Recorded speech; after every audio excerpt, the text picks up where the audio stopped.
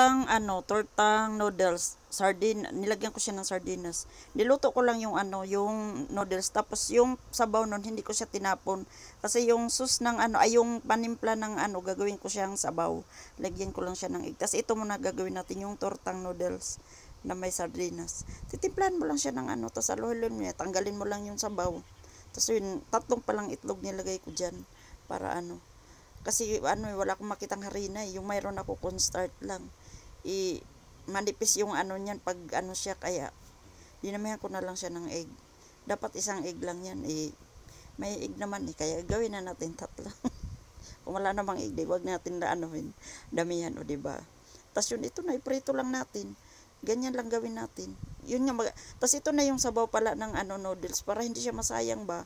Tas yung pangtimpla nun yung susirning yun nilagay ko diyan tapos yung lagyan ko lang ng egg. Hindi may sabaw ka na, may torta ka pa o diba at least walang tapon. Tas ito naman yung sabaw ng sardinas, ginawa ko siyang niluto ko muna siya sa bawang at saka sibuyas tas tinimplahan ko lang siya. Tas yun gawin natin siyang pang toppings doon sa niluto natin na na torta para may din ba, may sauce siya. So hindi siya dry. Oh, 'di ba? Ganun lang dapat diskarte lang ba tayo ba? Oh, 'di ba? Kung marunong ka dumiskarte, hindi ka talaga magugutom sa buhay natin ngayon lalo at mahal ang bigas. Kailangan natin magtipid sa ulam, oh, 'di ba? Ganun lang. Kain tayo.